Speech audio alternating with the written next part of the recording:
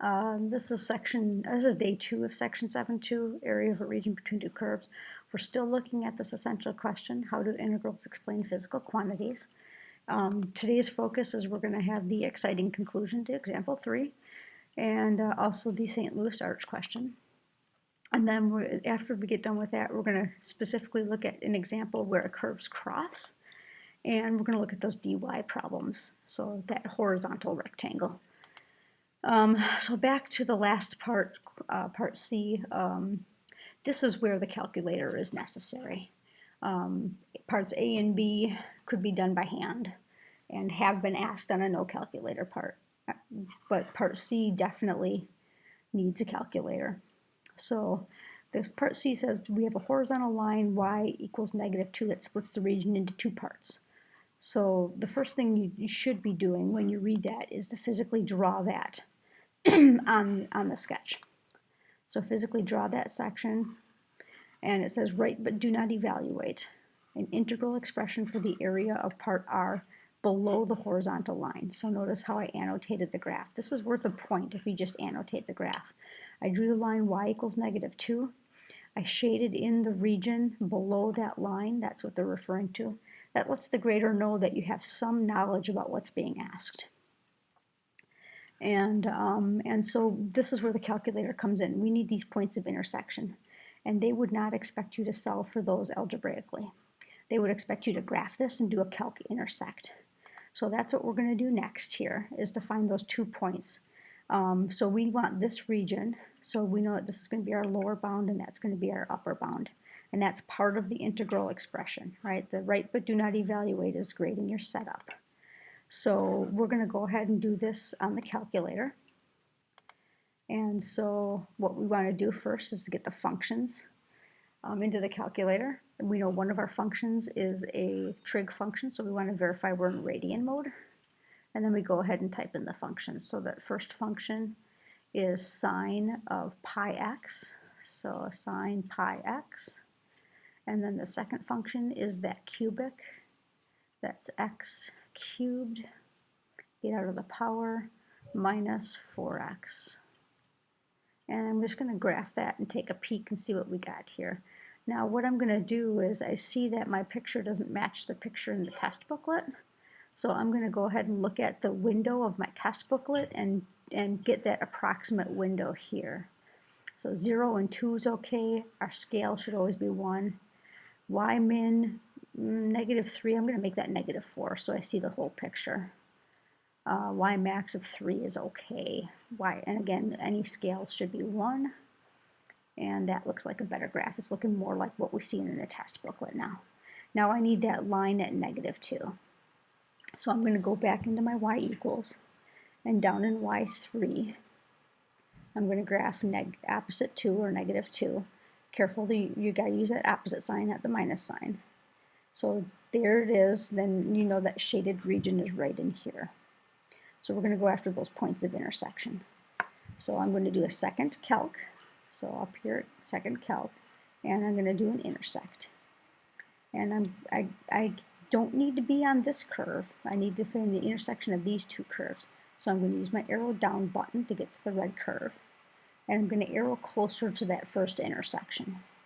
And enter pick the first curve.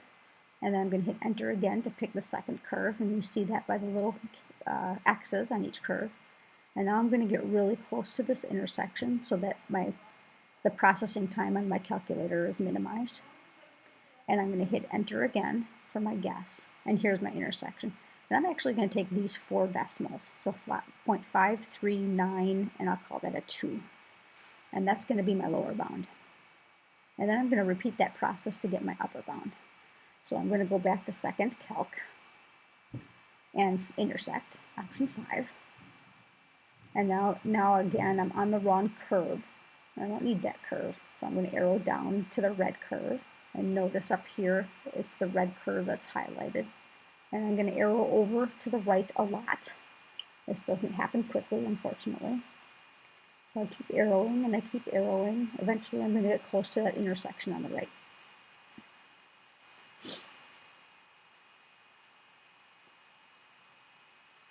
Get a little closer. That's close enough. So I'm going to go ahead and hit enter to pick the first curve, and then enter again to pick the second curve. And then I need a guess, so I want to be even closer than this to the intersection. That's close enough. Hit enter for my guess. And there's my intersection for the right bound. I'm going to keep 4 again, so 1.6751. There's what I'm going to keep. So those become my upper and my lower bounds.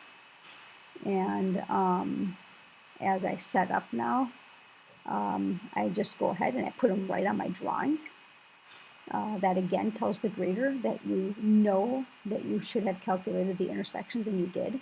So this is all worth points. And it might even be an added bonus to tell the grader down here in part C that to see the sketch. And so now we can set up the expression. So my lower bound is 0.5392. My upper bound is 1.6751.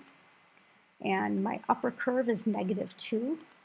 My lower curve is the cubic, x cubed minus 4x. I'm going to cap those off with brackets and put my dx. So we'll just do a quick check for points here. Lower and upper bound, that's 1 point. Integration sign and dx, that's 2 points.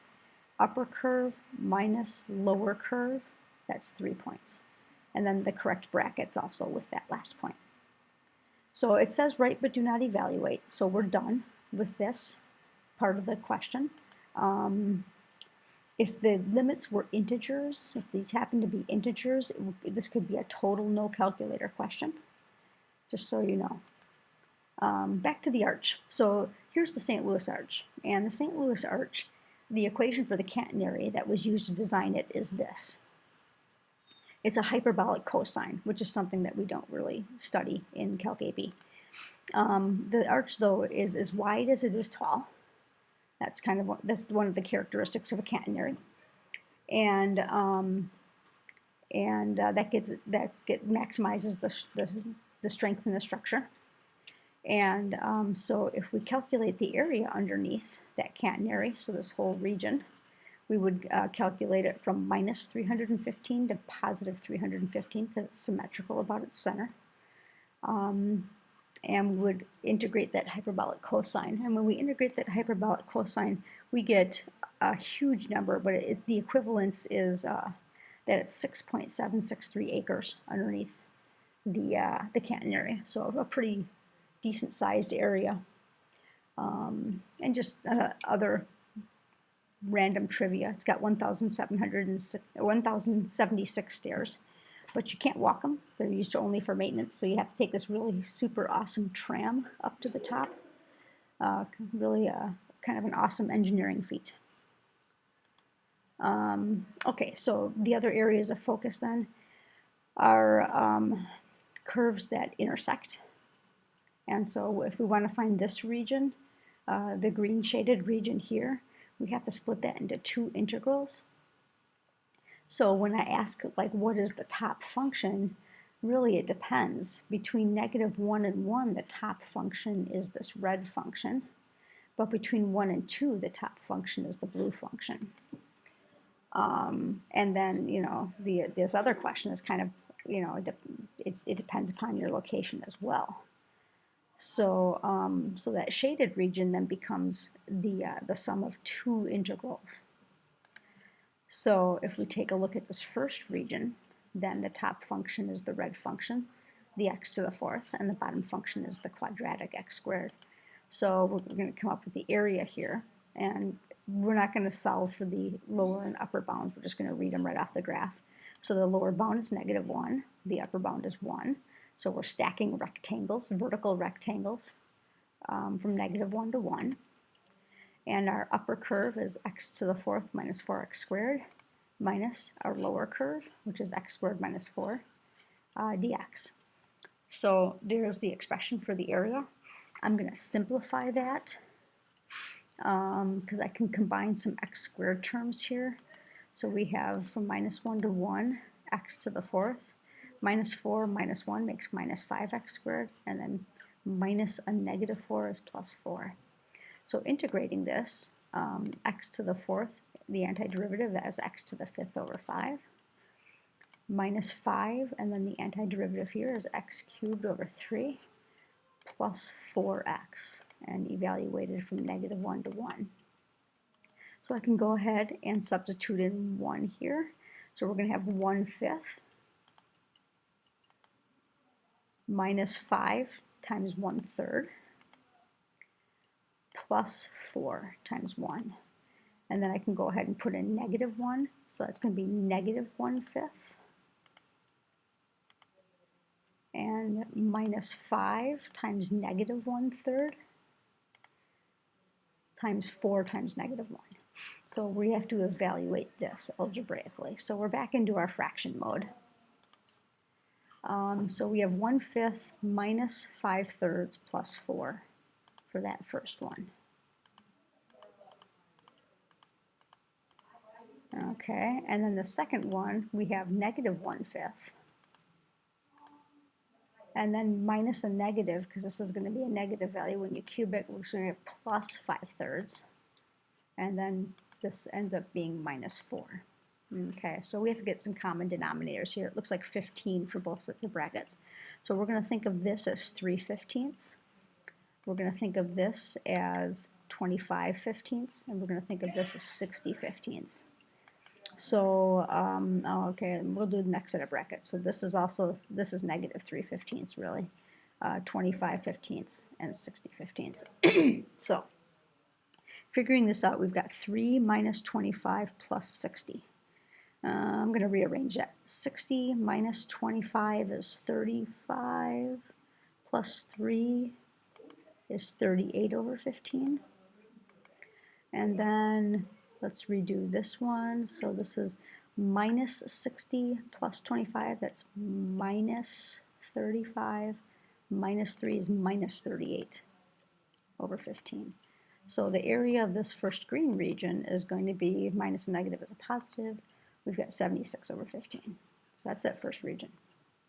Now the second region, we've really done all the hard work because the second region, we're just inverting these curves here. So we're going to use a lot from the first region to get the second region. So we're going to ask ourselves the same questions, but just for this region now. So the top function is x squared, and the bottom function is the x to the 4th. So our area now from 1 to 2 is going to be x squared minus 4, that's the top function, that's blue, minus x to the 4th minus 4x squared, that's the bottom function, dx. And I'm going to simplify this from 1 to 2. So I have minus x to the 4th, I've got x squared plus 4x squared, that's plus 5x squared, and then we have minus 4. So if you notice, this has just got the opposite signs of everything that, that we did in the first region. Integrating that, then we're going to have minus x to the 5th over 5 plus 5, and integrating this is going to be x cubed over 3 minus 4x. And we're going to go from 1 to 2 here. So plugging in 2, we're going to have minus 2 to the 5th over 5, and then plus 5 times 2 cubed over 3 minus 4 times 2. And then plugging in 1, we're going to have minus 1 to the 5th over 5, plus 5, 1 cubed over 3, minus 4 times 1. So we're going to have to evaluate that.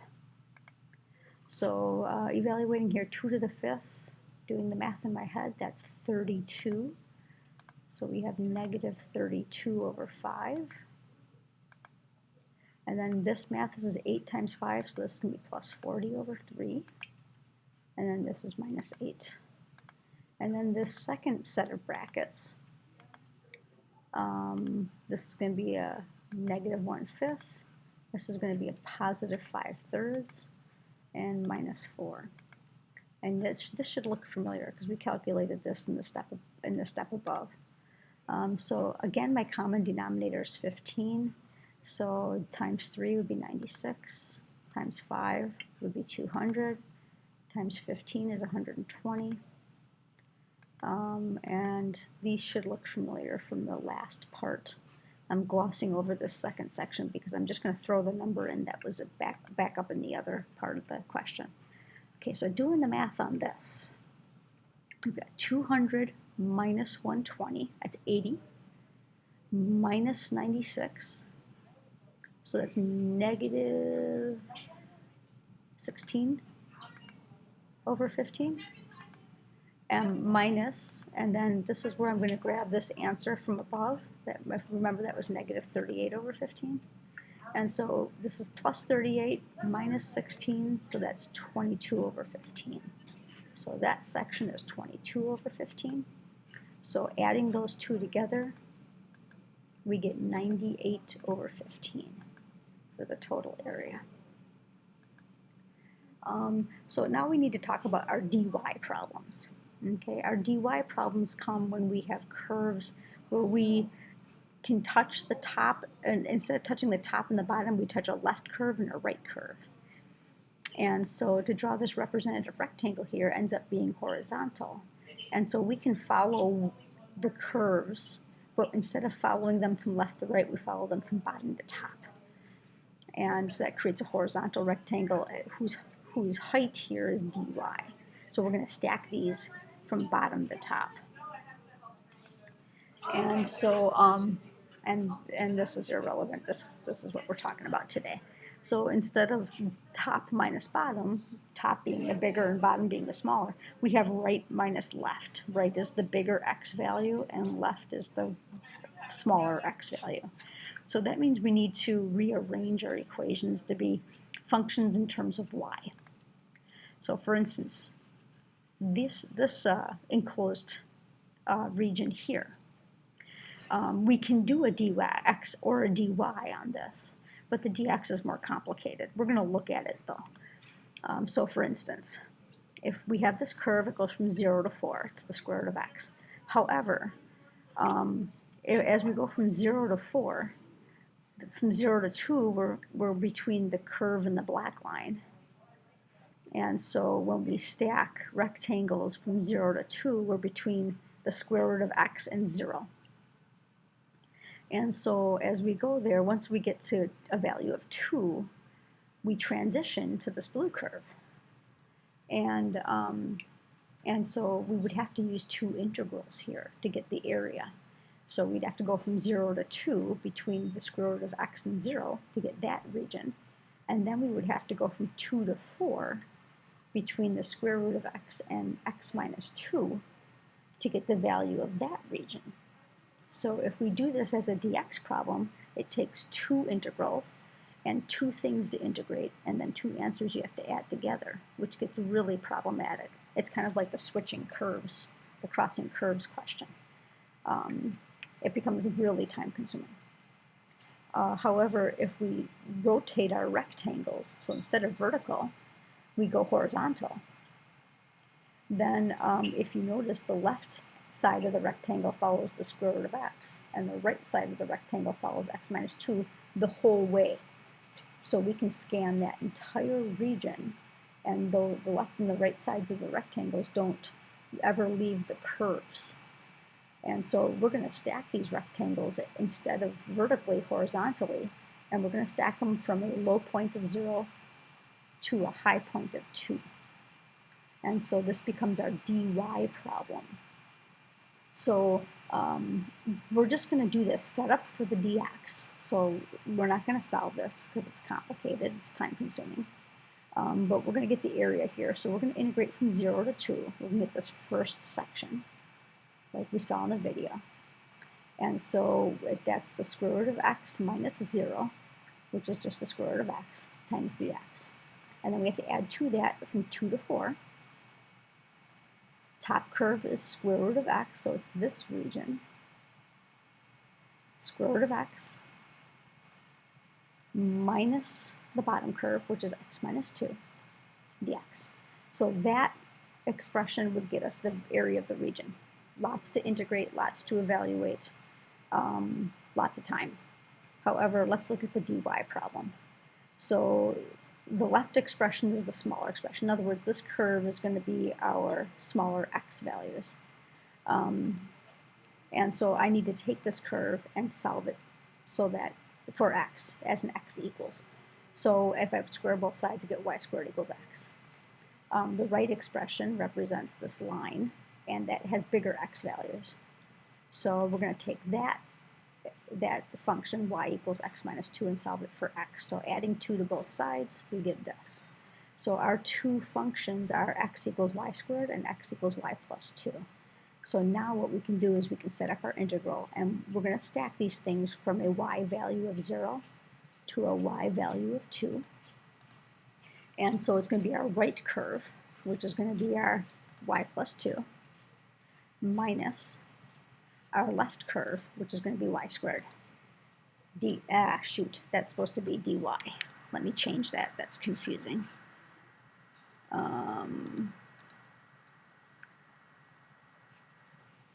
There we go. Okay, so let me catch back up now.